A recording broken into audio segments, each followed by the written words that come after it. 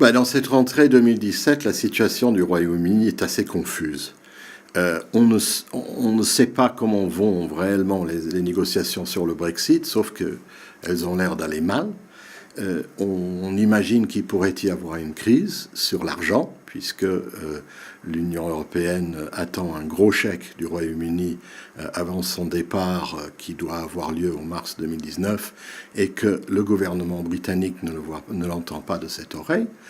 Et qu'en embuscade, les partisans les plus durs du Brexit refusent l'idée de payer un droit de sortie à l'Europe et veulent refuser, veulent tenir bon, même si le résultat serait de sortir sans accord, c'est-à-dire de sauter de la falaise carrément. Les milieux d'affaires sont absolument contre l'idée de quitter l'Union européenne sans accord et sans période de transition. Et ils sont assez bien représentés au sein du gouvernement, mais la première ministre Theresa May, qui est une conservatrice qui avait soutenu du bout des lèvres le maintien du Royaume-Uni dans l'Union européenne avant de devenir Premier ministre avec l'échec du référendum de David Cameron et le départ de Cameron, elle maintenant, elle a un jeu très difficile d'équilibre à tenir entre les exacerbés de son camp et la majorité de la population. L'opinion publique a peu changé son avis depuis le référendum qui avait vu la victoire du Leave par 52% contre 48% pour le Remain. À la fois, les gens n'aiment pas se dédire, et puis le Royaume-Uni, c'est un petit peu comme un suicidé qui saute du 50e étage d'un immeuble. Là, on est encore au 25e étage et tout va bien. Il n'y a pas eu de catastrophe économique annoncée, mais évidemment, c'est avant la sortie et avant l'éventuelle introduction de tarifs douanières et d'autres problèmes réglementaires en masse. Madame May avait cru bon d'appeler à des élections anticipées au mois de juin cette année, pensant pouvoir renforcer sa majorité, avoir l'autorité de faire les compromis nécessaires dans les négociations.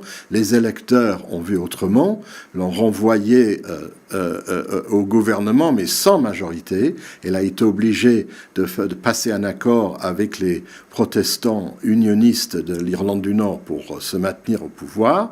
C'est un accord qui semble tenir pour l'instant, mais qui est forcément un petit peu instable et qui la rend un petit peu susceptible au chantage sur la question irlandaise.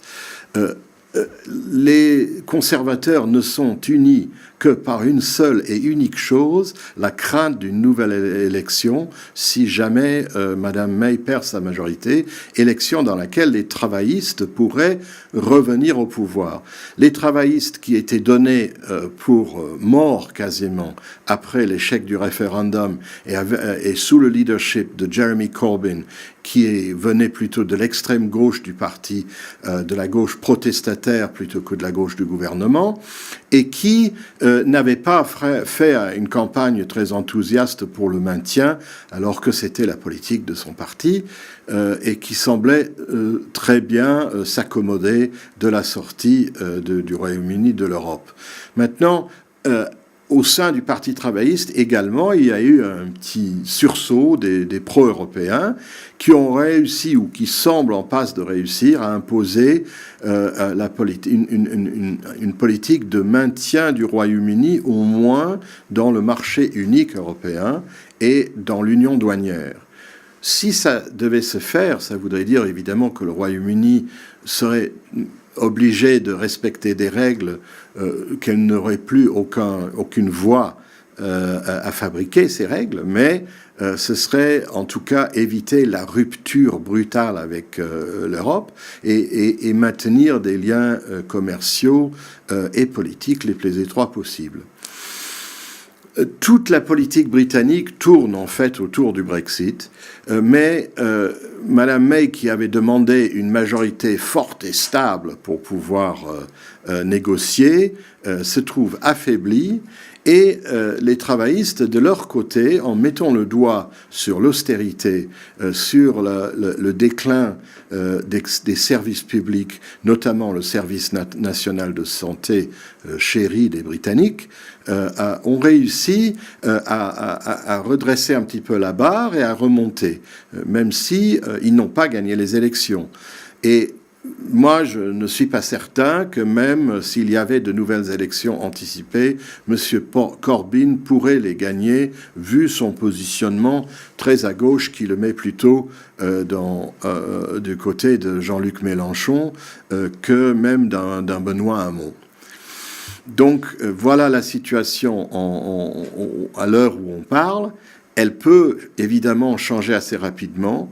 Je pense toujours que Mme May va chercher un compromis et va accepter de signer des chèques à l'Europe, mais elle doit choisir le moment, de préférence la nuit quand tout le monde dort, pour l'accepter, parce que au moment où elle reconnaîtra la réalité du rapport de force entre le Royaume-Uni et l'Union européenne, elle va avoir un tollé de la part des partisans les plus exacerbés du Brexit.